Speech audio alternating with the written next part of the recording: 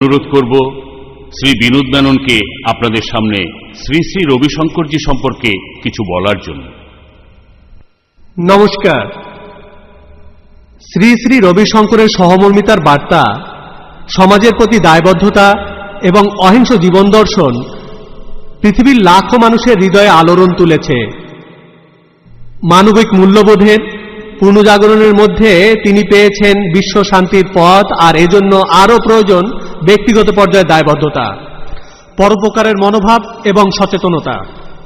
1956 সালে জন্মগ্রহণ করে মাত্র 4 বছর বয়সী ভগবদ গীতা পাঠ করে গুরুজি তার বাবা মাকে মুগ্ধ করেন। তিনি বৈদিক ও বৈজ্ঞানিক দুই শিক্ষা গ্রহণ করেছেন আর গ্রাজুয়েশন করেছেন আধুনিক বিজ্ঞানের উপর 17 বছর বয়সে ব্যাঙ্গালোর থেকে।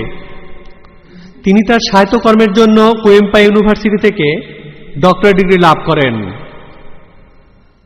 1982 সালে শ্রী শ্রী রবিশঙ্করজি প্রতিষ্ঠা করেন আর্ট অব লিভিং ফাউন্ডেশন, যেটা এখন পৃথিবীর সর্ববৃহৎ বেসরকারি প্রতিষ্ঠান, আর কাজ করে যাচ্ছেন 140টিরও বেশি দেশে।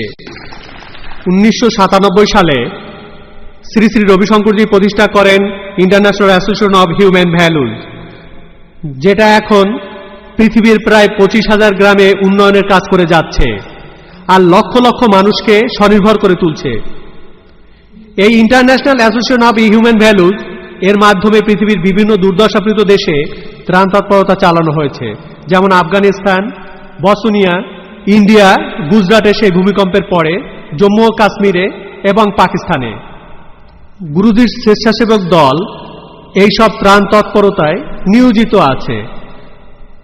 সুনামির সময়টাতে এবং পরবর্তী নাগাপাট নামে আর পুরো এশিয়ার অন্যান্য ক্ষতিগ্রস্ত এলাকায় গুরুজি ইরাকের যুদ্ধবিধ্বস্ত এলাকায় সাহায্যের জন্য ডাক্তার, ঔষধ এবং যোগব্যায়ামের জন্য প্রশিক্ষক পাঠিয়েছেন। এছাড়াও তিনি শুরু করেছেন পঞ্চমুখী পরিকল্পনা, সুস্বাস্থ্য, পরিচ্ছন্নতা, মানবিক মূল্যবোধ, বহুজাতিক একতা এবং দারিদ্র্যের জন্য আবাসন। গুরুজি প্রতি বছর 35টিরও বেশি দেশ ভ্রমণ করেন, আর তিনি একটা কথাই প্রচার করেন যে সব ধর্ম আর বিভিন্ন আধ্যাত্মিক মতবাদের উদ্দেশ্য ও মূলনীতি প্রধানত একটাই, মানুষের প্রতি তার ভালোবাসার বাণী আর গভীর জীবন দর্শন আমাদেরকে নিজ নিজ ধর্ম পালনের জন্য উৎসাহিত করার পাশাপাশি অন্য ধর্মকেও শ্রদ্ধা করতে শেখায়। তিনি বহু জাতি এবং বহু ধর্মের একতায় বিশ্বাস করেন। গুরুজির উদ্ভাবিত সুদর্শন ক্রিয়া মানসিক ও শারীরিক বিভিন্ন ব্যথা নিরাময় করে। গুরুজি এ পর্যন্ত বেশ কিছু পুরস্কার পেয়েছেন, যেমন গুরু মহাত্ম অ্যাওয়ার্ড দিয়েছে মহারাষ্ট্র সরকার, যোগ শিরোমণি এই পদবি দিয়েছেন ইন্ডিয়ার রাষ্ট্রপতি, ফেনিক্স অ্যাওয়ার্ড দিয়েছে জর্জিয়ার মেয়র, গ্লোবাল হিউম্যানিটেরিয়ান অ্যাওয়ার্ড দিয়েছে ইলিনয়ের গভর্নর। এছাড়াও তিনি পেয়েছেন মার্টিন লুথার কিং অ্যাওয়ার্ড। গুরুজি শ্রী শ্রী রবিশঙ্করজির ভেতরে আপনি পাবেন গভীর জ্ঞান, করিতকর্মা মনোভাব, নীরবতা এবং উচ্ছলতা। তার সংস্পর্শে যারা আসেন তাদের ভাগ্য বদলে যায়, জীবন বদলে যায়। পৃথিবীর প্রতি তার বাণী, তোমরা সৃষ্টিকর্তাকে ভালোবাসো।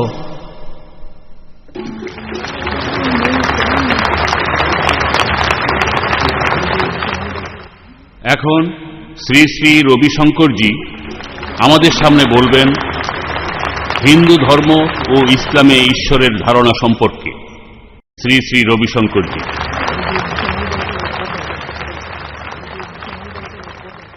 ओम नमः प्रणवार्थाय शुद्ध ज्ञानैकमूर्तये निर्मलाय प्रशांताय दक्षिणामूर्तये।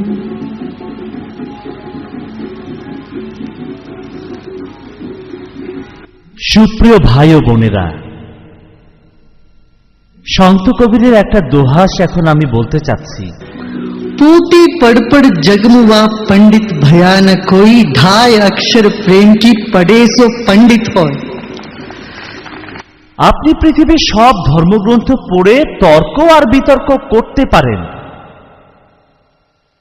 কিন্তু সে তর্ক কখনোই শেষ হবে না।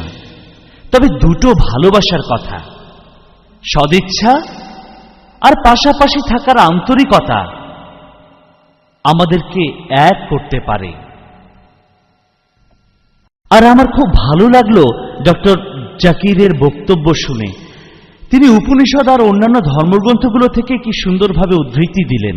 আমি আশা করি পৃথিবীর সব মানুষ যেন এই গানটা অর্জন করে, অন্তত কিছুটা হলেও,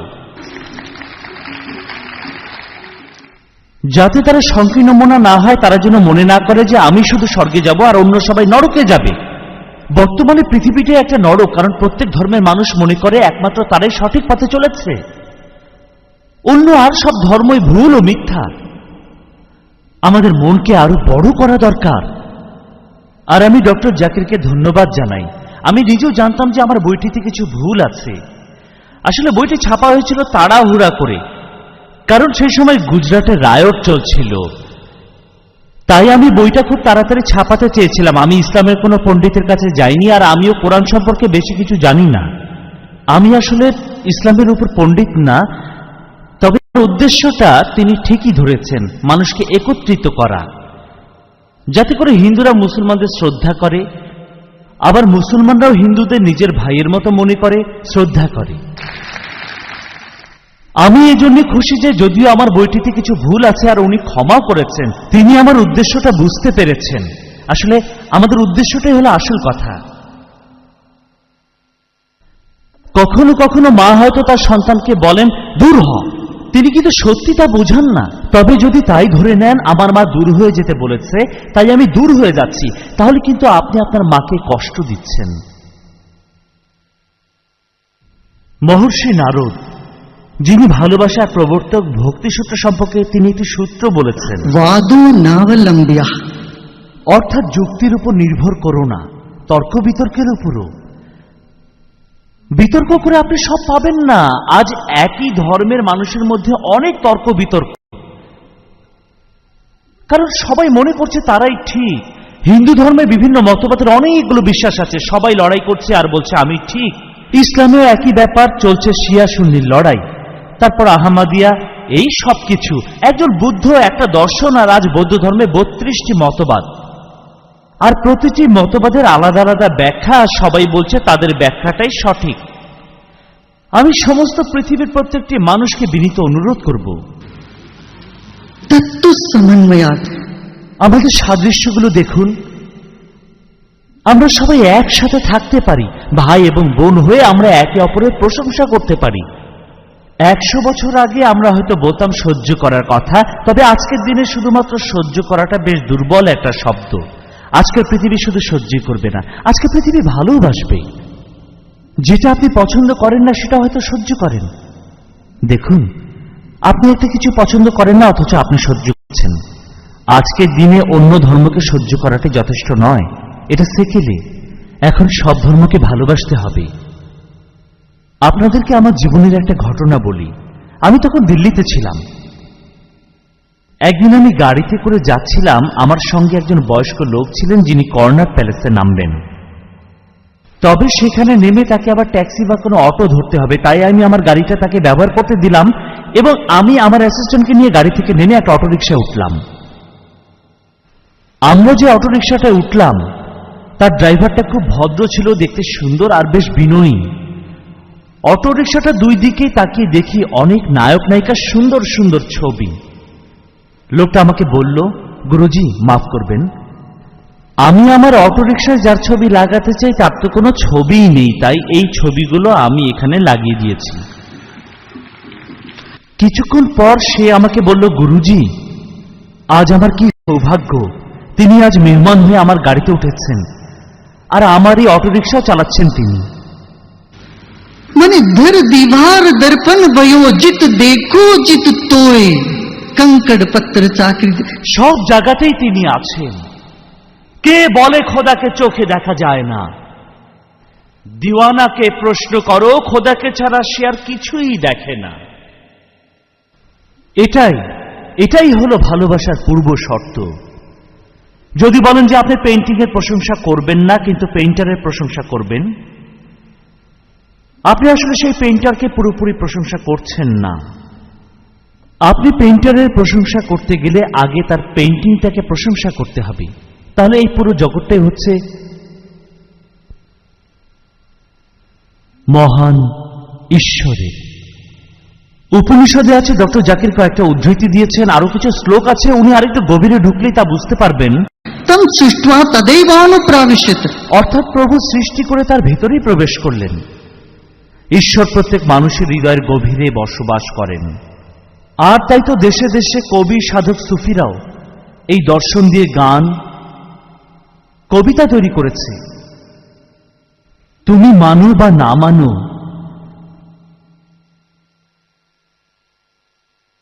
তুমি মানো বা না মানো, হৃদয় দিয়ে তোমাকে আমি খোদা মেনেছি। এই কথাগুলো কোনো বিশ্ববিদ্যালয়ের প্রফেসরের নয়, এগুলো বলেছে ঈশ্বরের প্রেমিক। আর আপনাকে বলছি, শুধু ভালোবাসা দিয়ে আপনি সব জয় করতে পারবেন। আপনি উপলব্ধি করুন আসল সত্যটাকে। ঈশ্বরের ধারণাটা আসলে কি, সেটা सत्यम ज्ञानम अनंतम ब्रह्म। সত্য, অসীম জ্ঞান, অনুগ্রহ, এসব কিছু মিলেই হচ্ছে ব্রহ্মা। আপনারা এরই মধ্যে ডক্টর জাকির নায়েকের কাছে শুনেছেন উপনিষদ সম্পর্কে, যে বেদ আর উপনিষদের মধ্যে বেশ মিল রয়েছে, তবে প্রয়োগটা স্থানভেদে ভিন্ন ভিন্ন। যেখানে আমাদের সাদৃশ্য রয়েছে আমরা একসাথে থাকব, তবে যেখানে আমাদের সাদৃশ্য নেই সেখানেও আমরা একসাথে থাকব। আর তাহলে আমরা সবাই সত্যিকারের মানুষ হতে পারব, কারণ আপনি বহু জাতির মধ্যে একতা চান। আপনি ভালোবাসবেন সব ধর্মের মানুষকে, হোক সে বৌদ্ধ, জৈন বা সুফিবাদী বা যে কোনো মতবাদের লোক হোক না কেন। ভালোবাসা হচ্ছে সবার উপরে। আর বেদে ঈশ্বরের ধারণা সম্পর্কে বলা হয়েছে যে পুরো বিশ্বজগৎ তিনটি জিনিসের তৈরি, আস্তি, ভাতি ও প্রীতি। আস্তি মানে যেটা আছে, ভাতি অর্থাৎ অনুভূতি, আর প্রীতি হলো ভালোবাসা। নাম রূপম, নাম এবং রূপ। পৃথিবীতে সবকিছু নাম ও রূপ আছে, তবে সচেতনতা আস্তির পরে সেটা হলো ভাতি, অনুভূতি প্রকাশ করে। গীতায় অনুভূতি প্রকাশ করা হয়েছে, বেদের মধ্যে অনুভূতি প্রকাশ করা হয়েছে, ঋষিরা অন্তর দিয়ে প্রকাশ করেছেন। অনুভূতি প্রকাশ করা হয়েছে কোরআনে, পবিত্র কোরআনে। বাইবেলেও একই অনুভূতি প্রকাশ করা হয়েছে। এই অনুভূতি সব জায়গায় প্রকাশিত হয়েছে, আস্তি, ভাতি, প্রীতি। नाम रूपात्मकम जगत। এই পুরো পৃথিবীটাই নাম এবং রূপ। আমি যখন পাকিস্তানে গিয়েছিলাম, তারাও আমাকে একই প্রশ্ন করেছিল, আপনারা ইন্ডিয়াতে এত বেশি দেবদেবীর পূজা করেন কেন? স্রষ্টা তো মাত্র একজনই, আপনি তো বলেন স্রষ্টা একজন। আর আমি তাদের বললাম যে আটা তো একটাই চাপাতি, সেটা দিয়ে সামোচা বানালেন, পুরি বানালেন, কচুরি বানালেন, পরোটা বানালেন। কেন? শুধু মজা করার জন্য, শুধু আনন্দের জন্য? তাই আমি শুধু বলতে চাই যে লীলা। एकोहम बहुश्यामा। আমি হলাম একজনই, আবার অনেকজন। তাই প্রত্যেকের হৃদয়ে, প্রত্যেক মানুষের মধ্যে একটাই সচেতনতা, তবে তাদের প্রত্যেকে আলাদা আলাদা। এটাই হলো আসল কথা। যদি আপনি গভীরে প্রবেশ করেন, দেখবেন কোনো পার্থক্য নেই। তা না হলে কবির আর বুলের শাহর মতো লোকজন, অনেক সুফি লোকে ছিলেন, ঋষি মহর্ষিরা ছিলেন, তাদের ভিতর কখনো মতের অমিল হয়নি। सब सयाने एक मत। ফরিদ বলেছেন, सब सयाने एक मत। যারা ঈশ্বরকে ভালোবেসেছেন এবং তাকে অনুভব করেছেন, তাদের মধ্যে কোনো মতের অমিল হয়নি, কারণ এটাই হচ্ছে প্রকৃত ভালোবাসা। আর আজকে আমাদের সেটাই করা উচিত। তা না হলে ঝগড়া, বিবাদ, বিতর্ক, ঠিক বেঠিক, ভুল, মানুষ হিসেবে এগুলো আমাদের অনেক নিচে নামিয়ে দেয়। भोले भाव मिले रघुराय। প্রত্যেকটা শিশুর মধ্যে এই সরলতা আছে, প্রত্যেকটা মানুষ জন্মায় এই জ্ঞান নিয়ে, এই নিয়ম। আর এটাই হচ্ছে প্রাকৃতিক নিয়ম। আপনাদের কি মনে হয় না? আপনারা বলেন, আমি ঠিক বলেছি? দর্শকরা বলুন। আসলে সবাইকে আপন মনে করতে হবে। আমরা সবাই একে অন্যকে জানবো, চিনবো, একটু একটু করে, আস্তে আস্তে, ধীরে ধীরে। যেমন আজকের দিনটা একটা দৃষ্টান্ত। এখানে এই বইগুলো দেখে খুব ভালো লাগছে। আর আমি জানি অনেক হিন্দু উপনিষদের এত কিছু পড়েননি। আমাদের সবাইকে আজ একত্রিত হতে হবে, যদিও আমাদের মধ্যে অনেক পার্থক্য রয়েছে, আলাদা সংস্কৃতি, রীতিনীতি, অভ্যাস।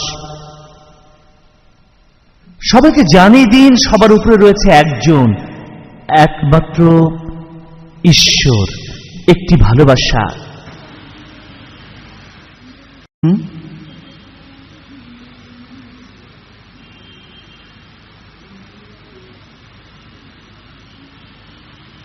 শুধুমাত্র আমার কথাগুলি শুনবেন না, কথাগুলোর পিছনে উদ্দেশ্যটাকেও ভালো করে দেখুন। আর সেটাকে আমি বলি আর্ট অফ লিভিং, উদার হৃদয়। অন্য কেউ আপনাকে পছন্দ করুক আর না করুক, আপনি সব মানুষকে ভালোবাসবেন। वसुधैव कुटुम्बकम्। প্রত্যেক মানুষ আমার নিজের সম্পত্তি। আর পৃথিবীর সব মানুষের চিন্তা ভাবনা আমরা একটা পথে নিয়ে আসতে পারবো না, যে একটাই দর্শন, আমাদেরকে এই বৈচিত্র্য নিয়ে বসবাস করতে হবে, শ্রদ্ধা করতে হবে, পছন্দ করতে হবে, সাহায্য করতে হবে। सत्यं ज्ञानमनन्तं ब्रह्म। মহান সৃষ্টিকর্তা আসলে অসীম। এখন আমি জানি যে বিষ্ণুর মূর্তিতে 4 হাত বা 4 পা আছে। আসলে চতুর শব্দটা দুটো অর্থ আছে সংস্কৃতিতে। চতুর মানে বুদ্ধিমান, সৃষ্টিটাই বুদ্ধিমানের কাজ। সৃষ্টির প্রক্রিয়াটাই হচ্ছে বুদ্ধিমানের কাজ। এখন বিষ্ণুর 4টি হাত রয়েছে, আর সেই 4টা হাতে কি কি আছে? আছে মোট 5টা, 4টা উপাদান। আর বিষ্ণুর গায়ের রং নীল। নীল মানে স্পেস, খোলা জায়গা, যেমন আকাশ কোনো আকার নেই, নিরাকার। যেমন আকাশ তত্ত্ব, অগ্নিতত্ত্ব, জলতত্ত্ব, বায়ুতত্ত্ব, পৃথিবী তত্ত্ব, এই প্রপঞ্চ, এটাকে বলা হয় প্রপঞ্চ। 5টি মূল উপাদান, এই দিয়ে পুরো পৃথিবী তৈরি, পুরো বিশ্বজগৎ। আর প্রাচীন আমলে মানুষেরা এটা লিখেছিল। একটা কথা আমি আপনাদের এখানে বলতে চাই পুরানা নিয়ে। আমরা সাধারণত পুরানা বলতে বুঝি পুরনো, কিন্তু সংস্কৃতিতে পুরে নওয়া অর্থাৎ পুরানা। তাই যে জিনিসটা শহরে একেবারে নতুন এসেছে সেটাকে বলা হচ্ছে পুরানা। তাই পুরানাগুলো লেখা হয়েছিল একটা বিশেষ মহৎ উদ্দেশ্য নিয়ে, যেটা হলো মানুষকে কিছুটা অনুপ্রাণিত করা, সব মানুষকে কিছুটা বিনোদন দেয়া, আনন্দ, সবাই যেন অনুপ্রাণিত হয়, সব মানুষকে ভালোবাসার জন্য। সব মানুষ যেটা করে, যেটা বোঝে আর যেটা মেনে চলে, আমি জানি মানুষ যেটা মেনে চলে তার অনেক কিছু ঠিক না, ভালো না। আর প্রত্যেক ধর্মের লোককে তার নিজ নিজ ধর্মের ভুল ত্রুটিগুলো শুধরে নিতে হবে, সংশোধন করতে হবে। অন্য কেউ এটা করতে পারবে না। হিন্দু নেতাদের উচিত হবে হিন্দুদের ভুলগুলো শুধরে দেয়া, একইভাবে এই দায়িত্ব মুসলমান নেতাদেরও, আর তাদের উচিত হবে মুসলমানদের ভুলগুলো শুধরে দেয়া। তাহলে আমরা সমাজের সংস্কার সাধন করতে পারবো। আর আজ সংস্কার করা খুব জরুরি হয়ে পড়েছে। অহিংসাকে বেশি প্রাধান্য দেওয়া উচিত, এ কথা সবগুলো ধর্মগ্রন্থ বলা আছে।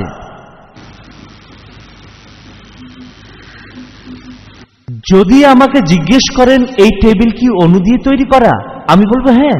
এখন এই অণু পাবো কোথায়? আমি তখন বলবো এই টেবিলে পাবেন, ওই টেবিলে পাবেন, স্পিকারে পাবেন, সবকিছুই তো অণু দিয়ে তৈরি করা হয়েছে, তাই না?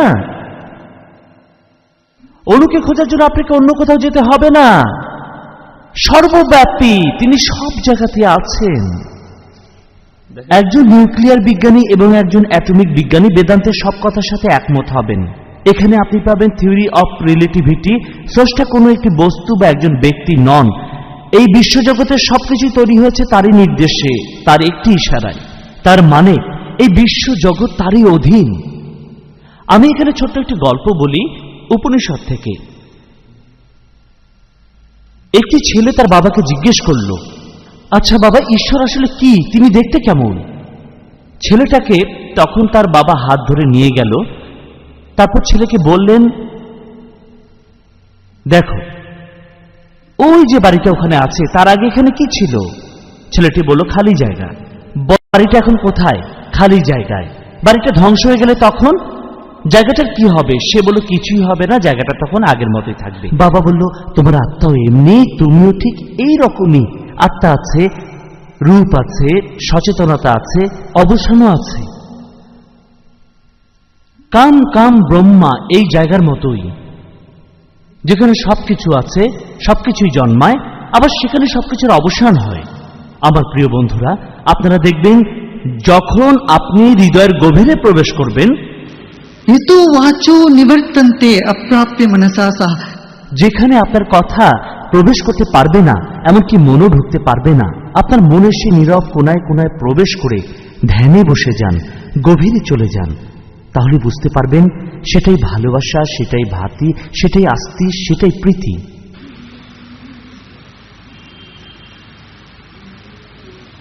আসলে আমাদের একত্রিত হতে হবে, আরো বেশি বেশি করে সম্মেলন করতে হবে। আমরা আমাদের পার্থক্য নিয়ে বিতর্ক করব না, কারণ কেউ তার রীতিনীতি ত্যাগ করবে না। যদি কাউকে গিয়ে বলেন তুমি গণেশের পূজা করছো কেন, সে কথা শুনবে না, কারণ এটা হচ্ছে তার একান্ত বিশ্বাসের ব্যাপার। কয়েকশো বছর ধরে এটা চলে আসছে। যদি আপনি গণেশ পূজার সময় যে শ্লোক বলা হয়ে থাকে সেটা মন দিয়ে শোনেন, अजं निर्विकल्पं निराकारमेकं निरानन्दमानन्दमद्वैतपूर्णं परं निर्गुणं निर्विशेषं निरीहं परब्रह्मरूपं गणेशं भजे माम्। পূজার সময় বলা হচ্ছে তুমি নিরাকার, তুমি সর্বব্যাপী, তবে আমি তোমার সাথে কিছু সময় খেলা করতে চাই। তাহলে স্রষ্টা সব জায়গায় এবং আমি এখন তার সাথে খেলা করব, কিন্তু কিভাবে খেলা করব? আমাকে যে উপহার দিয়েছ তোমাকেও তাই দেব। তুমি আমার চারপাশে চন্দ্র সূর্যকে রেখেছো, আর আমি ছোট্ট প্রদীপ জেলে ভক্তি জানাতে তোমার চারপাশে ঘুরে ঘুরে বেড়াবো। তুমি আমাকে এই জীবন দিয়েছো, এখন আমি তোমার সাথে খেলবো, ভক্তি জানাবো। এটাকে সিরিয়াসলি নিলে চলবে না। এটা স্রষ্টার সাথে ভক্তি সহকারে খেলা করা, এটা হলো আনন্দ, আনন্দকে প্রকাশ করা, স্রষ্টার প্রতি কৃতজ্ঞতা প্রকাশ করা। পূজা বলা হচ্ছে কেননা এটা আমাদেরকে দেয় পরিপূর্ণতা। আমি জীবনে যা পেয়েছি তার জন্য এত বেশি কৃতজ্ঞ যে তোমাকে পূজা করছি।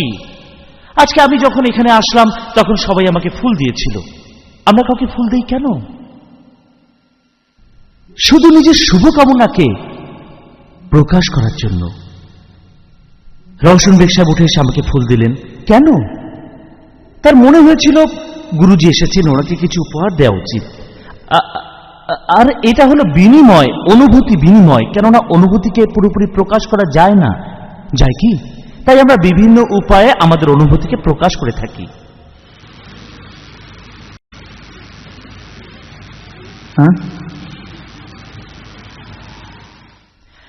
যেমন দেখুন, মুসলমানেরা মক্কায় গিয়ে পাথর ছুঁড়ে মারে শয়তানের উদ্দেশ্যে। এটা হচ্ছে একটা হৃদয়ের অনুভূতি, শয়তান দূর হয়ে যাবে। এগুলো হচ্ছে ধর্মীয় আচার অনুষ্ঠান। আর হিন্দুরা এটা সমালোচনা করতেই পারে, মুসলমানরা গণপতি নিয়ে বলতেই পারে। এসব কিছুতে আসলে ঝামেলা বাড়বে, সমস্যা বাড়বে। প্লিজ আপনারা এই পথে কেউ যাবেন না। এটা আমার পক্ষ থেকে একটা বিশেষ অনুরোধ। অন্য কারো আচার অনুষ্ঠান নিয়ে সমালোচনা কখনোই করবেন না, এটা উচিত নয়। যদি তারা আপনার কাছে আসে জ্ঞানের জন্য, শুধুমাত্র তখনই আপনি কিছু বলতে পারেন। তা না হলে সবাই বলতে থাকবে যে তারা যেটা করছে সেটাই হচ্ছে সঠিক। আর সব মানুষকে একতাবদ্ধ করা আসলে সম্ভব নয়, যদিও আমরা চেষ্টা করছি। এটা আমাদের সবারই মনে রাখা উচিত যে মূর্তি পূজারীদের সমালোচনা করবেন না, কেননা এই দেশে হাজার বছর ধরে তাদের এই ধর্মীয় রীতিনীতি চলে আসছে। যেটা করতে পারি তাদের কাজটাকে শ্রদ্ধা করতে পারি। আর যখন একে অন্যকে শ্রদ্ধা করব তখন একটা বিশাল পরিবর্তন আসবে আমাদের এই সুন্দর সমাজে।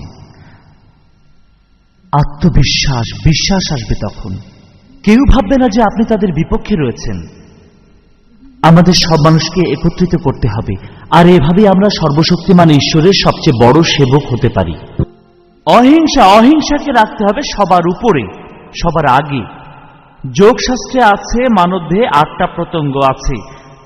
যদি আপনারা যোগ পাতাঞ্জলি পড়েন তাহলে বুঝতে পারবেন যোগসূত্র এটা এখন আধুনিক, যে কোনো ধর্মের লোকই এটা করতে পারে। একটু আগে ডক্টর জাকির আল্লাহর যে সংজ্ঞা দিলেন সেই একই কথা বলে গেছেন মহর্ষি পাতাঞ্জলি। আসলে ঈশ্বর কে?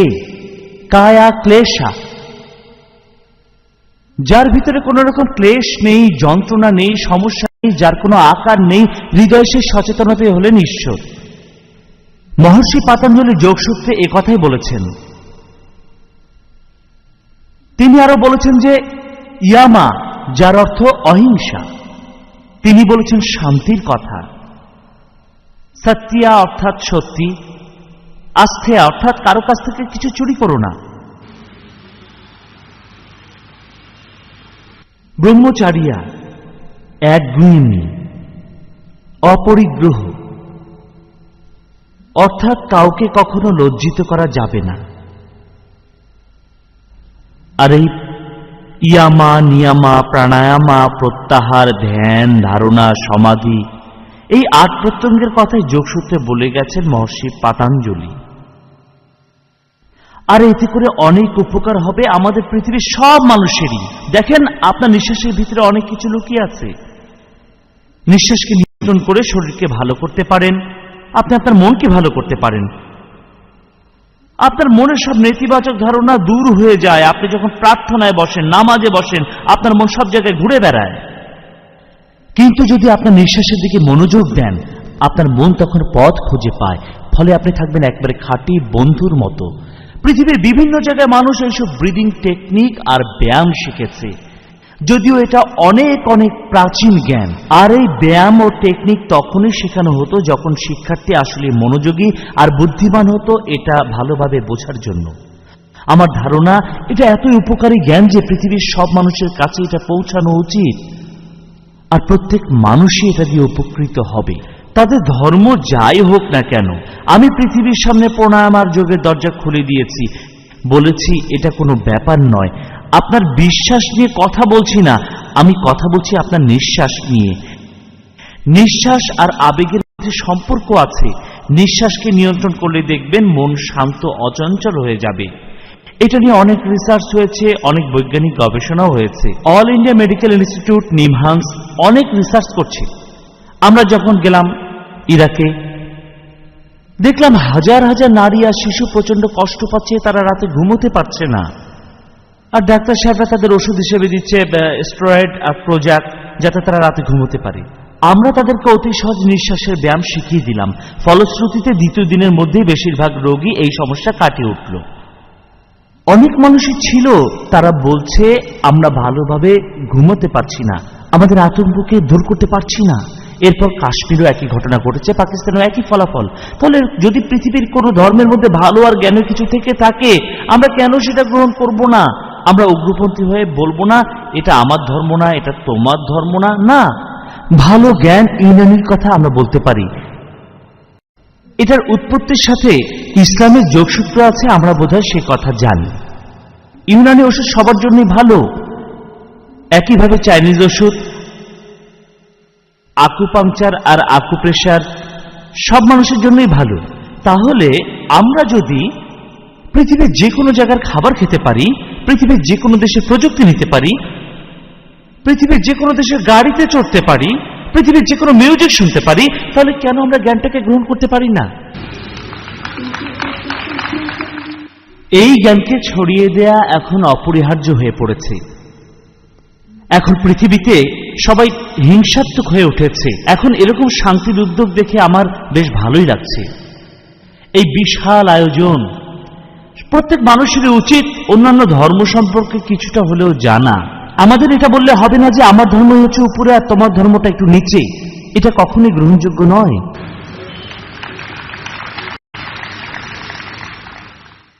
ঈশ্বর মানেই হচ্ছে ভালোবাসা, আস্তি, ভাতি, প্রীতি।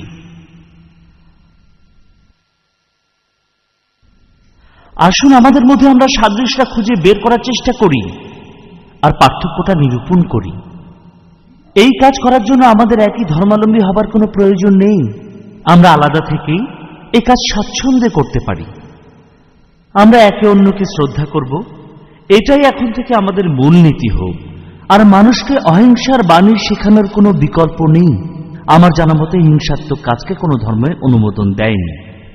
কোনো ধর্মগ্রন্থই হিংসাত্মক কাজের অনুমতি দেয় না। আর আমাদেরকে অহিংসার পথেই চলতে হবে। আপনাদের কি ধারণা বলুন? আপনারা কি একমত হচ্ছেন? আচ্ছা, আমার সময় কি শেষ হয়েছে নাকি আরো সময় বাকি আছে? আসলে আমি এত বেশি কথা বলি না, আপনাদের কাছে এসে অনেক বেশি বলে ফেললাম। আমার তাহলে এখনো 33 মিনিট বাকি আছে।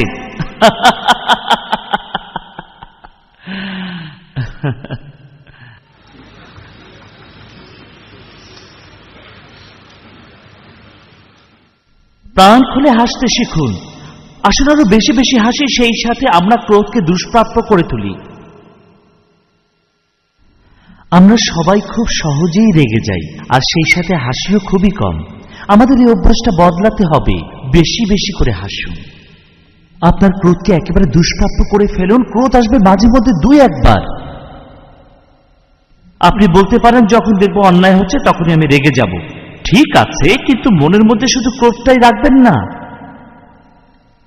সুবিচারে কথা বলে আমরা সবাই যদি রেগে যাই, তখন কি হয় জানেন? আমরা বিচার বুদ্ধি সবকিছু হারিয়ে ফেলি।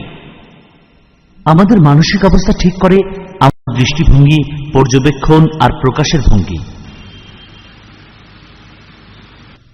আপনি মানসিকভাবে ক্লান্ত থাকলে দৃষ্টিভঙ্গি আলাদা রকম হবে। যদি সংকীর্ণ মনের হন, দৃষ্টিভঙ্গিটা ভুল হয়ে যেতে পারে। এমনকি কেউ শুভেচ্ছা জানালেও আপনি মনে করবেন যে সে আপনার শত্রু। সেজন্য সবার আগে আপনাকে দৃষ্টিভঙ্গিটা বদলাতে হবে। আর তাই সবচেয়ে খারাপ অপরাধীও অন্তরের দিক থেকে একজন সুন্দর মানুষ হতে পারে। অপরাধীকে ঘৃণা করবেন না।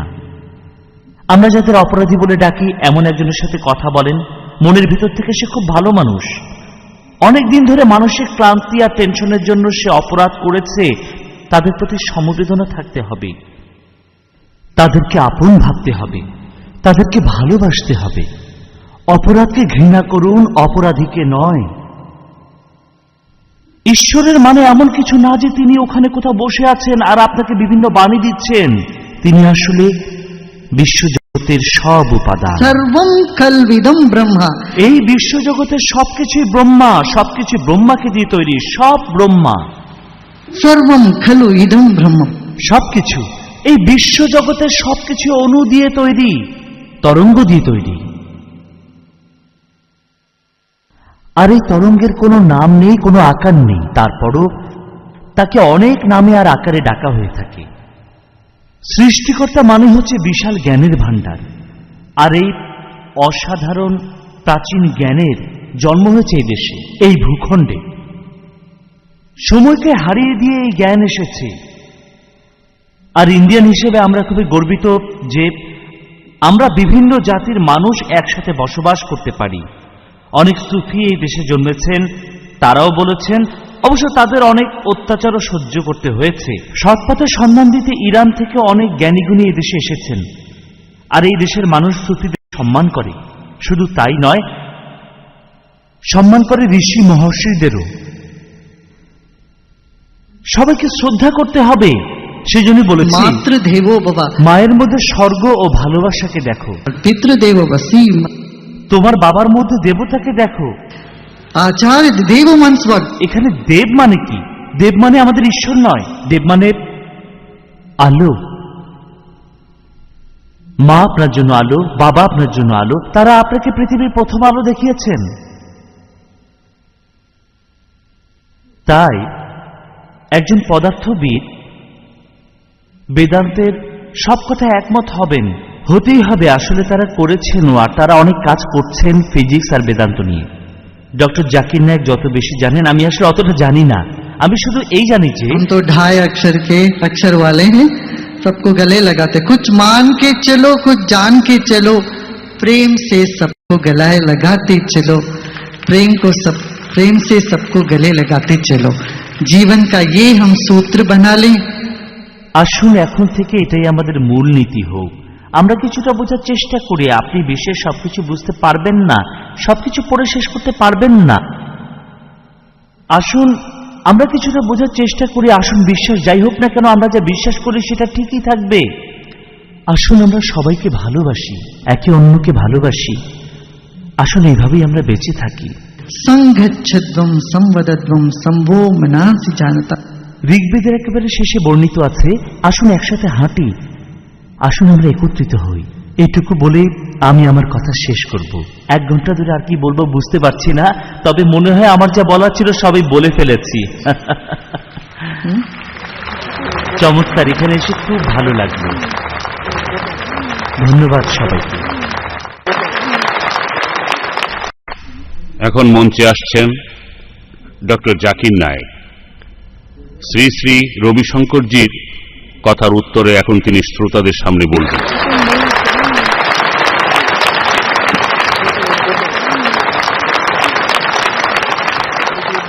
अल्हम्दुलिल्लाह वस्सलातु वस्सलामु अला रसूलिल्लाह व अला आलिहि व सहाबिहि अजमईन अम्मा बाद वकुल जाल हक व ज़ाक़िल बातिल इन्नल बातिल काना ज़हूका रब्बि इश्रह ली सदरी व यस्सिर ली अमरी वाहलुल उक़दतम मिन लिसानी यफ़क़हू क़ौली।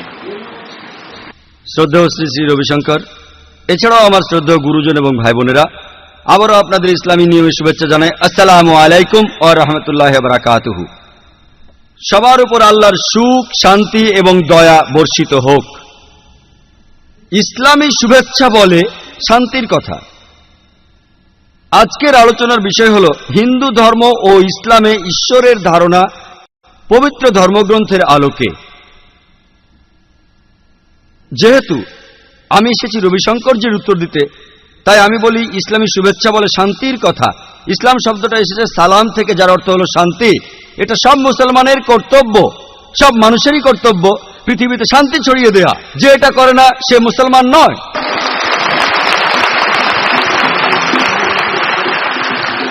শ্রী শ্রী রবিশঙ্কর ঠিকই বলেছেন যে সবাইকে ভালোবাসো। আমিও শ্রী শ্রী রবিশঙ্করকে ভালোবাসি। আমি তাকে ভালোবাসি ওনার যে কথাগুলোর সাথে আমি একমত সেগুলোর জন্য। আমাকে ভালোবাসা ছাড়া তো কোনো উপায় নেই। একদম ঠিক। তবে অন্য উপায় থাকলেও আমি আপনাকে ভালোই বাসতাম। আপনি আপনার বক্তৃতায় ঠিকই বলেছিলেন যে উভয়ের মধ্যে সাদৃশ্যগুলিতে আমাদের একমত হওয়া উচিত। আমি যেমন আমার বক্তৃতায় বলেছিলাম আমাদের এবং তোমাদের ভেতরে সাদৃশ্যগুলো লক্ষ্য করো। প্রথম সাদৃশ্য কি? তাই আজ আমরা এখানে এসেছি এই সাদৃশ্যগুলোর জন্যই।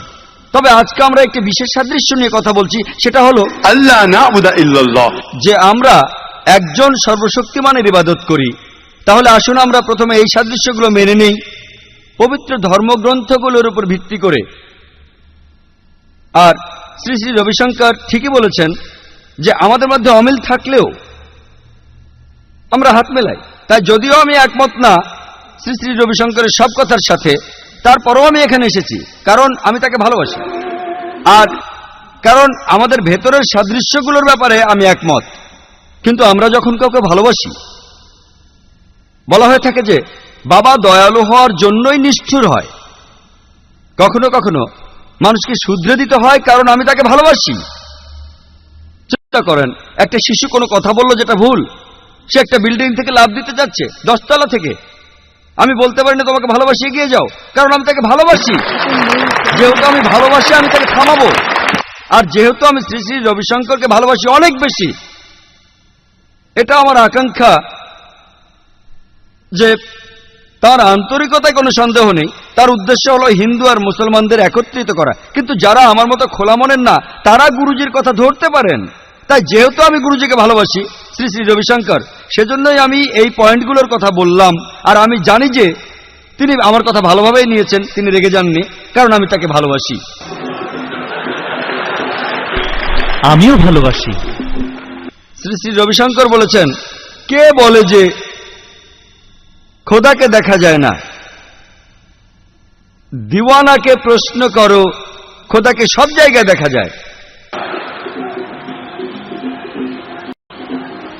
আল্লাহ পবিত্র কোরআনে সূরা ফুসিলাতের 53 নম্বর আয়াতে উল্লেখ করেছেন যে সানুরিহিম আয়াতিনা ফিল আফাকি ওয়া ফি আনফুসিহিম হাত্তা ইয়াতাবায়্যানা লাহু আন্নাহুল হক। আমি আমার নিদর্শনাবলী ব্যক্ত করিব বিশ্বজগৎ এবং উহাদের নিজেদের মধ্যে, যাহাতে উহাদের নিকট সুস্পষ্ট হয় উহাই সত্য। আল্লাহ বলেছেন তিনি তার নিদর্শনাবলী দেখাবেন। আমরা যখন তারা দেখি আমাদের সৃষ্টিকর্তার কথা মনে পড়ে যায়, তিনিই সৃষ্টিকর্তা। যখন আমরা সূর্য দেখি আমাদের তার কথা মনে পড়ে, যখন আমরা চাঁদ দেখি আমরা তার কথা মনে করি। তাই দিওয়ানা নয়। আল্লাহ বলেছেন, আল্লাহ পবিত্র কোরআনে বলেছেন প্রত্যেকটি মানব সন্তান তারা এগুলো দেখবে, তিনি তার নিদর্শন দেখাবেন। শুধু দিওয়ানা নয়, প্রত্যেকটি মানব সন্তানের কাছে আল্লাহ কথা দিয়েছেন তিনি তাদেরকে নিদর্শন দেখাবেন, একেবারে সুদূর আকাশ পর্যন্ত। তাদের কাছে যতক্ষণ পরিষ্কার না হয় যে এটাই সত্য। তাই এগুলো হলো সর্বশক্তিমান স্রষ্টার নিদর্শন, কিন্তু এগুলো সৃষ্টিকর্তা নয়। তাই দিওয়ানা আল্লাহকে দেখে, তার মানে এই না যে নিদর্শনগুলি দেখে সে বলতে পারে না যে তারা অথবা চাঁদ আল্লাহর প্রতীক। যেটা শ্রী শ্রী রবিশঙ্কর বলেছেন। কিন্তু ইসলাম ধর্মে আমরা জানি যে সূর্য প্রচণ্ড তাপ বিকিরণ করে, বাস করার অনুপযোগী। তিনি তার বই লিখেছেন। চাঁদ এবং তারা একজন মানুষকে শান্তির কথা মনে করিয়ে দেয়, তাই এটা একটা প্রতীক। ইসলাম ধর্ম আল্লাহর প্রতীক। চাঁদ এবং তারা কখনোই আল্লাহর প্রতীক ছিল না, এটা হলো পাকিস্তানের প্রতীক। এখানে যে ফ্ল্যাগটা আছে এটা ইসলামের ফ্ল্যাগ না, এটা হলো পাকিস্তানের ফ্ল্যাগ। এবং যেহেতু আমি গুরুজিকে অনেক ভালোবাসি, আল্লাহ পবিত্র কোরআনে সূরা ফসিলাতের 37 নম্বর আয়াতে উল্লেখ করেছেন যে তাঁহার নিদর্শনাবলীর মধ্যে রয়েছে রজনী এবং দিবস, সূর্য এবং চন্দ্র। কিন্তু তোমরা চন্দ্র সূর্যকে সিজদা করিও না, সিজদা করো আল্লাহকে, যিনি এগুলো সৃষ্টি করিয়াছেন। যখন আল্লাহ তাআলার নিদর্শনগুলির কথা বলা হচ্ছে, পবিত্র কোরআন অনুযায়ী সূর্য আল্লাহর নিদর্শন, এমনকি চাঁদও, তার কথা বলা হয়নি। তবে আমরা ভালোবাসবো সৃষ্টিকর্তাকে, তার সৃষ্টিকে নয়। ইবাদত করব সৃষ্টিকর্তার, তার সৃষ্টির নয়। শ্রী শ্রী রবিশঙ্কর ঠিকই বলেছেন যে আমরা মূর্তি পূজারীদের নিন্দা করব না। আমি তার সঙ্গে একমত। আর অল্প কিছুক্ষণের মধ্যেই আমি আমার কথা শেষ করব। পবিত্র কোরআনে সূরা আল আনামের 108 নম্বর আয়াতে উল্লেখ আছে যে নিন্দা করিও না, গালি দিও না আল্লাহকে ছাড়া যাহাদিগকে তাহারা ডাকে, কেননা অজ্ঞানবশত তাহারাই নিন্দা করিবে, গালি দিবে আল্লাহ সুবহানাহু ওয়া তাআলাকে। আমি তার সঙ্গে একমত। কিন্তু শ্রী শ্রী রবিশঙ্কর আরো বলেছেন, যখন তারা জ্ঞানের জন্য আসবে তাদের জ্ঞান দিও। উদাহরণস্বরূপ, যদি কেউ বলে 2 + 2 = 3, 2 + 2 = 4, 2 + 2 = 5, আমি বলতে পারি না যে সবগুলো ঠিক কারণ আমি তোমাকে ভালোবাসি। বরং আমি বলবো আমি তোমাকে ভালোবাসি এই কারণেই বলছি 2 + 2 = 4, এটাই ঠিক, বাকি সবগুলো ভুল। কেউ হয়তো এখানে সুযোগ নিয়ে বলতে পারে, এই নাও 2 টাকা, এই যে 1 টাকা, এবার আমাকে 4 টাকা দাও।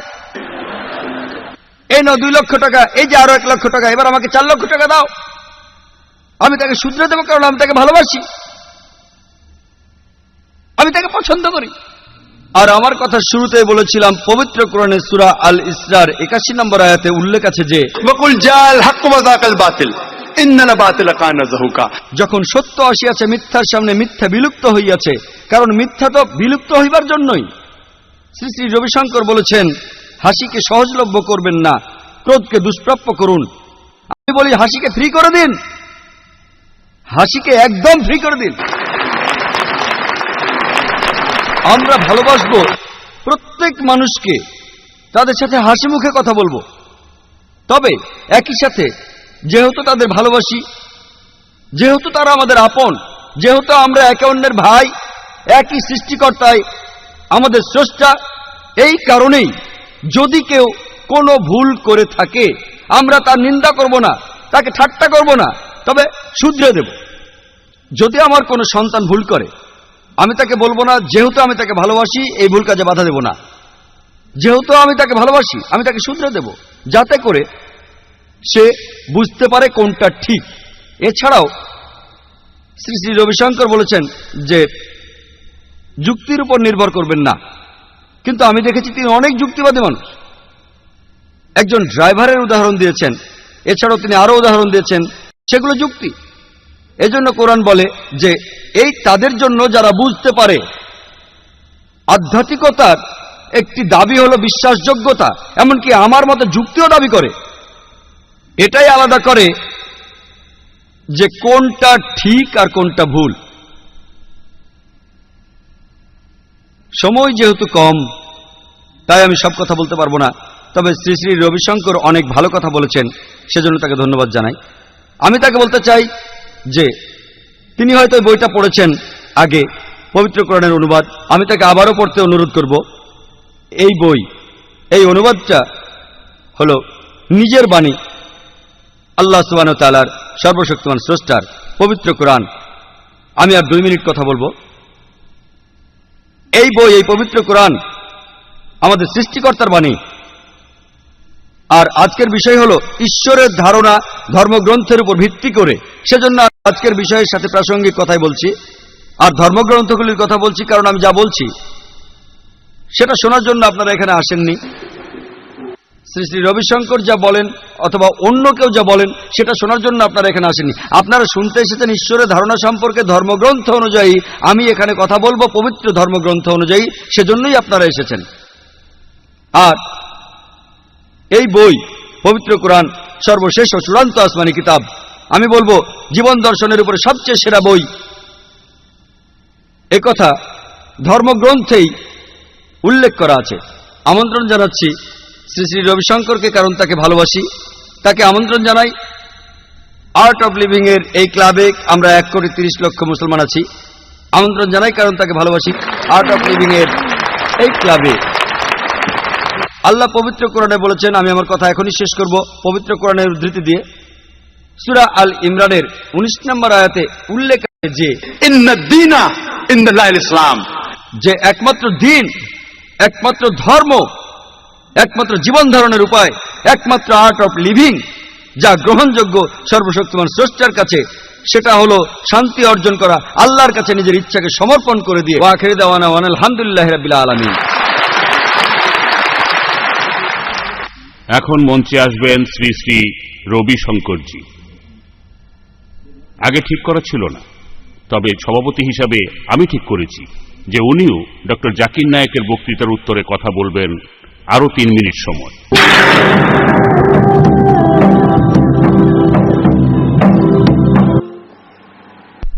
আপনারা জানেন আজকের এই বিশৃঙ্খলাময় পৃথিবীতে আমরা মাঝে মধ্যে অন্য মানুষের উপকার করতে গিয়ে আসলে তাদের ক্ষতি করে ফেলি। আমরা প্রায় ভাবি যে আমরাই ঠিক পথে আছি, তাই অন্যদেরকেও আমাদের পথে নিয়ে আসার চেষ্টা করি। আমার মনে হয় আমাদের এটা করা উচিত নয়। শুধুমাত্র তখন আমরা একসাথে শান্তিতে থাকতে পারবো। আপনি যুক্তি দিয়ে বলতে পারেন যে সন্তান উপর থেকে লাফ দিয়ে পড়ছে, এখন সন্তান চায় না যে বাবা তার সব ব্যাপারে নাক গলাক। আসলে বাবা বলতে আপনি কাকে বোঝাচ্ছেন, আবার সন্তান বলতে কাকে বোঝাচ্ছেন? আমরা এসব কুতর্ক করব না, বিভিন্ন যুক্তি দেব না, বলবো না যে একমাত্র আমরাই ঠিক। প্লিজ, আমাদের এমনটা করা উচিত নয়। আমরা প্রায় সমালোচনা করি অন্য মানুষের বিশ্বাস নিয়ে, তাদের ধর্ম নিয়ে। কেননা সবাই মনে করে যে আমরাই ঠিক আর আমাদের অধিকার আছে এই পৃথিবীকে বদলানো। আসুন আমরা আগে নিজেকেই বদলে ফেলি। আসুন আগে সবাইকে ভালোবাসি। আসুন আমরা অনুভব করি স্বর্গের সুখকে। আসুন আমরা শর্তহীনভাবে ভালোবাসি। একবার একটা কনফারেন্স হয়েছিল, ডাক্তারদের ব্যথাকে এই নিয়ে কথা হচ্ছিল, আর সবাই এই ব্যাপারটা নিয়ে খুব তর্ক বিতর্ক করছিল। তখন ওখানে একজন বয়স্ক লোক একটা বেত নিয়ে আসলেন এবং সবাইকে আঘাত করলেন। এখন বুঝলেন তো ব্যথাটা কি? আপনাকে আগে ব্যথা অনুভব করতে হবে, তা না হলে আপনি ব্যথার সম্পর্কে যত কথাই বলেন না কেন সেটা মূল্যহীন হয়ে পড়বে। ব্যথা অনুভব করা কিন্তু আলাদা। আসল কথা হলো ব্যথাকে অনুভব করতে হবে। একইভাবে আধ্যাত্মিকতা হচ্ছে একজন মানুষের সম্পূর্ণ নিজের ব্যাপার। অন্য মানুষের কথায় আধ্যাত্মিকতা অর্জন করা যায় না। আমি দুঃখিত যে আমি ভগবান রজনীশকে নিয়ে কিছু কথা বলছি। তাকে নিয়ে এই দেশে অনেক কথা হয়েছে। আমি বলবো যে একজন রজনীশ, তার কিছু নিজস্ব দর্শন থাকতেই পারে, তবে এতে প্রলুব্ধ হবেন না, কারণ এমন 2-1টি খারাপ দৃষ্টান্ত পৃথিবীর সব ধর্মে পাওয়া যায়। এদেরকে দৃষ্টান্ত হিসেবে তুলে ধরে কখনোই কারো ধর্মকে ছোট করবেন না। এটা আপনাদের সবার কাছে আমার একান্ত অনুরোধ, হোক সেটা জৈন ধর্ম বা হোক শিখ ধর্ম। শিখ ধর্মের লোকেরা বলবে তাদের গ্রন্থই হচ্ছে সর্বশেষ গ্রন্থ। বাহাই ধর্মের লোক বলবে তাদের ধর্মগ্রন্থ সরাসরি ঈশ্বরের কাছ থেকে এসেছে আর এটাই ঈশ্বরের চূড়ান্ত বাণী। তাহলে এই পার্থক্যটা সব জায়গাতেই আছে। আমরা তাদের শ্রদ্ধা করব, আমরা ভালোবাসবো, একেবারে অন্তর দিয়ে, মুখের কথায় নয়। মাঝে মধ্যে আমরা বলি আমি আপনাদের খুব ভালোবাসি, এটা কিন্তু আমাদের শুধু মুখের কথা, অন্তরের কথা এটা নয়। কোনো মতামত দেবেন না প্লিজ, আমরা কোনো নিজস্ব মতামত দেব না, তবে আমরা ভালোবাসবো পুরো মানব জাতিকে। আসুন আমরা ভালোবাসি। আসুন আমরা আজ প্রতিজ্ঞা করি যে আমরা এখন থেকে অনুসরণ করব অহিংসার পথ। কোনো ভায়োলেন্স চলবে না। যদি সন্তান লাফ দিয়ে পড়তে চায়, আপনি সেখানে তাকে যেভাবে সাহায্য করতে পারেন সাহায্য করুন, কিন্তু খেয়াল রাখবেন আপনি যেন সন্তানের ঘাড়ের উপর না পড়েন, তাহলে সন্তান মারা যাবে। আপনার উদ্দেশ্য সন্তানকে রক্ষা করা, তাকে হত্যা করা নয়, কিন্তু আপনি যদি পড়ে যান আপনার সন্তানের উপর, আপনার সন্তান কিন্তু মারা যাবে। আসুন চেষ্টা করে দেখি আমরা সবাই মিলে পুরো পৃথিবীতে একটা পরিবার হিসেবে শান্তিতে বসবাস করতে পারি কি না। ওম শান্তি শান্তি শান্তি। থ্যাংক ইউ শ্রী শ্রী রবিশঙ্করজি আপনার বক্তৃতার জন্য। আমাদের সামনে এই দুইজন শ্রদ্ধেয় বাকপটু এবং জ্ঞানী বক্তা এতক্ষণ তাদের বক্তৃতা দিলেন ঈশ্বরের ধারণা সম্পর্কে হিন্দু এবং ইসলাম ধর্মের পবিত্র গ্রন্থগুলির আলোকে। তারা দুজনই বেশ বিচক্ষণতা এবং আন্তরিকতার সাথে বক্তৃতা দিলেন। তারা কত ভালো বলেছেন, আমি চেয়ারম্যান হিসেবে সে কথা বলবো না, কারণ এখানে আমার নিরপেক্ষ থাকাই উচিত। চেয়ারম্যান হিসাবে সেটাই আমার দায়িত্ব। এখানে সেই বিচারের ভার আমি দেব দর্শক আর শ্রোতাদের। তারা যা বুঝেছেন, যে তথ্য তারা পেয়েছেন, যে যুক্তি তারা শুনেছেন, আপনাদের বুদ্ধি দিয়ে আর মানুষ হিসাবে যে বিবেচনাবোধ আপনাদের আছে সেটা দিয়ে আপনারা বিচার করবেন, আর আপনারাই ঠিক করবেন। আপনারা শিখবেন এবং বিচার করবেন। এই দুইজন বক্তা যে বিষয়ের উপর বক্তৃতা দিয়েছেন সেটা। এবার আমি শুরু করব মূল অনুষ্ঠান। এবার শুরু হচ্ছে আপনাদের প্রশ্ন এবং উত্তর পর্ব, যেখানে শ্রোতারা অংশগ্রহণ করবেন, যাতে করে এটা শুধু বক্তৃতার অনুষ্ঠান না হয়, যেখানে শ্রোতারা এই দুইজন বিখ্যাত বক্তাদের কাছ থেকে তাদের ধারণা পরিষ্কার করে দিতে পারবেন, বিভিন্ন রকম প্রশ্ন করে তাদের সন্দেহ দূর করতে পারবেন। এখানে আপনি সুযোগ পাচ্ছেন আপনার সন্দেহকে তুলে ধরার, আপনার মনের প্রশ্নটি করার। উন্মুক্ত প্রশ্ন ও উত্তর পর্ব।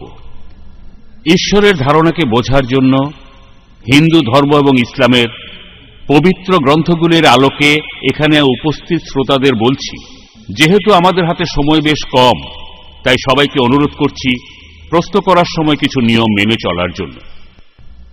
আপনাদের প্রশ্নগুলি অবশ্যই প্রাসঙ্গিক হতে হবে, শুধুমাত্র হিন্দু ধর্ম আর ইসলাম ঈশ্বরের ধারণার উপর। অপ্রাসঙ্গিক প্রশ্ন বা বিষয়ের সাথে অসামঞ্জস্যপূর্ণ প্রশ্ন বা বিশেষ উদ্দেশ্যে করা প্রশ্ন গ্রহণযোগ্য হবে না।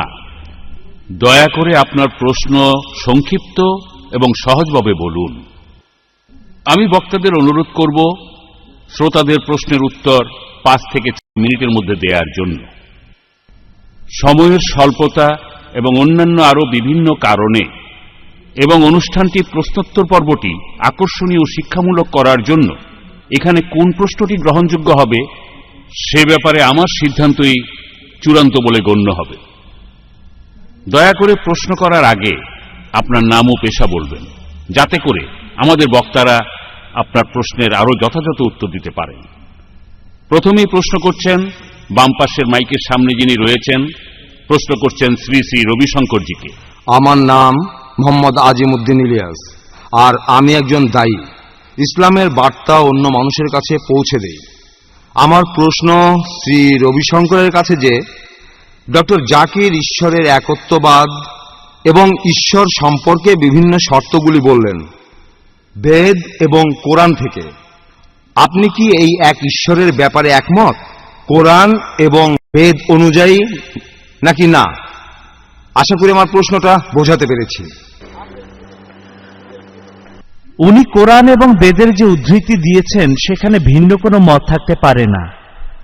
অবশ্যই আমি একমত। দ্বিতীয় প্রশ্ন করবেন ডান পাশের জন ডক্টর জাকির নায়েককে। আসসালামু আলাইকুম ওয়া রাহমাতুল্লাহি ওয়া বারাকাতুহু। ডক্টর জাকির, আমার নাম সিকান্দার আহমেদ সাইগল, আমি একজন ব্যবসায়ী। আপনার কাছে আমার প্রশ্ন হলো, এই বইটা সম্পর্কে আপনার কি ধারণা? Hinduism and Islam, the common thread, লিখেছেন শ্রী শ্রী রবিশঙ্কর পবিত্র ধর্মগ্রন্থগুলির আলোকে। কারণ আমার বাবা মুসলমান হওয়ার আগে আমরা হিন্দু ছিলাম, 20 বছর আগে। আর আমার বাবা বেদ, বাইবেল ইত্যাদি গ্রন্থ সম্পর্কে বেশ ভালো জ্ঞান রাখতেন, আর আলহামদুলিল্লাহ আমরাও ঠিক পথে এসেছি, আর আমিও তাকে অনুসরণ করছি। আর আপনাকে আমাদের মাঝে পেয়েছি, আমি বই নিয়ে গবেষণা করি। সেটা করতে গিয়ে আমি একটা বই পড়েছি, হিন্দুইজম অ্যান্ড ইসলাম, যেটা লিখেছেন মিস্টার শ্রী শ্রী রবিশঙ্করজি। বইটা পড়তে যেয়ে আমি দেখলাম যে বইটা বেশ বিভ্রান্তিকর, কখনো এটা বলছে কখনো ওটা, বইটা বেশ বিভ্রান্তিকর। তিনি কি বলতে চাচ্ছেন? ভাই, আপনি প্রশ্ন করেছেন যে আমার মতামত জানতে চেয়েছেন শ্রী শ্রী রবিশঙ্করের বই সম্পর্কে। বইটা বেশ বিভ্রান্তিকর। এখানে শ্রী শ্রী রবিশঙ্করের উদ্দেশ্য কিন্তু সৎ ছিল। আমার মতে তিনি চেয়েছিলেন হিন্দু ও মুসলমানদের একত্রিত করতে, সেজন্য বইটা লিখেছিলেন। আমাদের মানতে হবে যে তিনি নিজেও স্টেজে বলেছেন যে তিনি বইটা তাড়াহুড়ো করে লিখেছিলেন, আর বইটাতে বেশ কিছু ভুল আছে, আর তিনিও সেটা স্বীকার করেছেন। যদি আমার পুরো মতামত জানতে চান তাহলে ঘন্টাখানিক সময় লাগবে, তবে আমি কয়েকটা সম্পর্কে বলি যেগুলো আজকের বিষয়ের সাথে সম্পর্কিত। এখানে আমি বলবো যে বইটাকে মুসলমানদের বিভিন্ন রীতিনীতির উপর গুরুত্ব দেওয়া হয়েছে, পবিত্র ধর্মগ্রন্থগুলির উপর গুরুত্ব দেওয়া হয়নি। তার কয়েকটা নিয়ে আমি এখানে বলি যে তিনি তার বইতে লিখেছেন 6 নম্বর পৃষ্ঠায় তিনি বলেছেন যে আরবি শব্দ রমজান শব্দটা এসেছে সংস্কৃত শব্দ থেকে রামা এবং ধ্যান। ধ্যান মানে উপাসনা, রামা মানে হৃদয়ের উজ্জ্বলতা। তাই তার মতে রমজান শব্দটা সংস্কৃত ভাষা থেকে এসেছে, যার অর্থ উপাসনা করার মাস। এটা যেটাই আমি বিভিন্ন ধর্মের ছাত্র হিসেবে একমত না। রমজান এটা একটা আরবি শব্দ যেটা এসেছে আরবি শব্দ রামাদা থেকে, যার অর্থ পৃথিবী গরম হয়ে আসছে সূর্যের প্রখর উত্তাপে। ইসলামী পঞ্জিকায় মাসগুলো দেখলে দেখবেন রমজান হচ্ছে নবম মাস, তখন থাকে গ্রীষ্মকাল, এভাবে নামটা এসেছে। তাই যদি বলা হয় শব্দটা এসেছে সংস্কৃত ভাষা থেকে, আমি একেবারে একমত না। সেরকম একইভাবে বলা হয়েছে যে নামাজ, ইসলামে এই শব্দটা এসেছে সংস্কৃত শব্দ নামা থেকে, যার অর্থ উপাসনা করা, আর যা থেকে, যার অর্থ ঈশ্বরের কাছাকাছি। তাহলে এর অর্থ উপাসনা করা। তবে নামাজ শব্দটা কোনো আরবি শব্দ না। এই শব্দটা কোরআন বা হাদিসের কোথাও পাওয়া যাবে না। উপাসনা করা বা ইবাদত করাকে কোরআনে বলা হয়েছে সালাত। নামাজ একটা ফার্সি শব্দ, ভারতীয় উপমহাদেশেও এই শব্দটা ব্যবহার করা হয়, এটা ইসলামিক শব্দ না। নামাজ একটা ফার্সি শব্দ যার অর্থ অধীনতা। এটা কোনো ইসলামিক শব্দ না, আরবি শব্দও না। এরপর যদি আরো দেখেন শ্রী শ্রী রবিশঙ্কর তিনি তার বইয়ে লিখেছেন যে কাবা শব্দটা এসেছে সংস্কৃত শব্দ গারবাহ এবং গ্রহ থেকে, এক কথায় গাহবাহ। আমি এমনটা কোথাও পাইনি যে কাবা শব্দটার উৎপত্তি হয়েছে এভাবে। কাবা একটি আরবি শব্দ যার উৎপত্তি হয়েছে আরবি শব্দ কাব থেকে, যার অর্থ ফোলানো। এছাড়াও কাবা অর্থ কোনো বাড়ির উপর গম্বুজ, কাবাতুল্লাহ কোনো বাড়ির উপর ফোলানো গম্বুজ। তাই কাবা শব্দটা সংস্কৃত থেকে এসেছে, আমার মতে এটা বিশ্বাসযোগ্য নয়। এছাড়া এই বইয়ে আরো বলা হয়েছে যে আল হাজরে আসওয়াদ, কালো পাথর যেটা রয়েছে কাবা শরীফের পাশে, এই শব্দটার মূল সঙ্গে আসওয়াতা, যার অর্থ গাঢ় রঙের পাথর বা শিবলিঙ্গ। এটা তো আমি একমত না। হাজরে আসওয়াদার উৎপত্তি আরবি শব্দ হাজর থেকে, যার অর্থ পাথর। আসওয়াদা মানে কালো, কালো পাথর। এটাকে শিবলিঙ্গের সাথে তুলনা করা এটা ঠিক না, এটা আরবি শব্দ। এর মূল শব্দগুলো আরবি ভাষায়। এছাড়াও আরো অনেক কথাই উল্লেখ করা হয়েছে তার বইতে যেগুলো ঠিক না। যারা ইসলাম সম্পর্কে জানেন তারা বুঝবেন যে তার উদ্দেশ্যটা সৎ ছিল। তবে ইসলাম সম্পর্কে না জানা কেউ বইটা পড়লে সেটাই বিশ্বাস করতে শুরু করবে। উদাহরণস্বরূপ তিনি বলেছেন যে তার বইয়ের পৃষ্ঠা নম্বর 11-তে 12 নম্বর অধ্যায়ে মৃতদেহ সৎকারের ব্যাপারে আমি আপনাদের আগেও বলেছি যে এই বইটা দিয়ে আমাকে চূড়ান্তভাবে বিচার করবেন না। এখানে আমি বইটা ঠিক না ভুল সেটা নিয়ে বলতে আসিনি। আমি বলতে চেয়েছি এটার পেছনের উদ্দেশ্যটাকে দেখুন। আমি হয়তো খুব বেশি জানতাম না, তবে আমার উদ্দেশ্য ছিল এই যে আমি চেয়েছিলাম মুসলমান এবং হিন্দুদের একত্রিত করতে। বইটা যদি ভুল কথা বলে তাহলে পড়ার দরকার নেই, ভাবার দরকার নেই। তবে আমি যা বলতে চেয়েছি তা হলো প্রত্যেক ধর্মেরই ভালো দিক আছে। এক ধর্ম ছেড়ে অন্য ধর্ম গ্রহণ করলে সমস্যার কোন রকম সমাধান হবে না।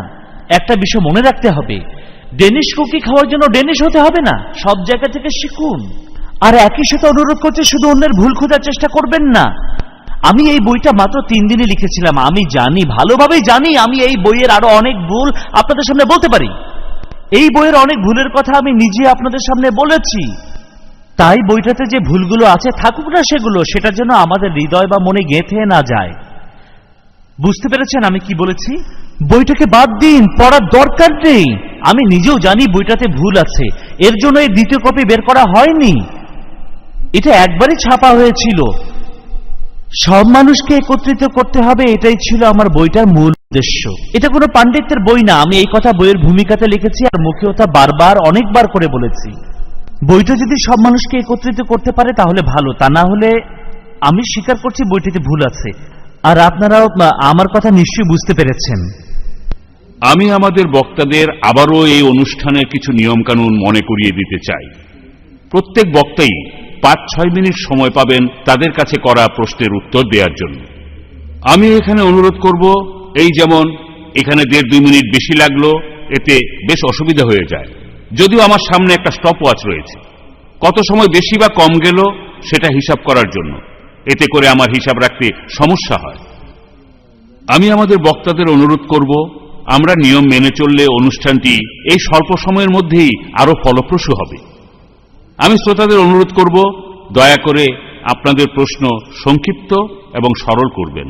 শেষ ভদ্রলোক প্রশ্ন করতে গিয়ে প্রায় 10টি সেন্টেন্স বলছেন। প্রশ্নটা মাত্র 4টা সেন্টেন্সে বলতে পারেন। এখানে আমরা প্রায় 2-3 মিনিট সময় নষ্ট করলাম। আমি আরো 2-3 মিনিট সময় দেব ডক্টর জাকিরকে এই প্রশ্নের উত্তর দেওয়ার জন্য। আমি বক্তাদের অনুরোধ করব যে প্রশ্ন করা হয়েছে শুধু সেটার উত্তর দেওয়ার জন্য। আপনি এই সময়ের মধ্যেই পরের উত্তরটার সাথে আগের উত্তরটাও দিতে পারেন। Thank you.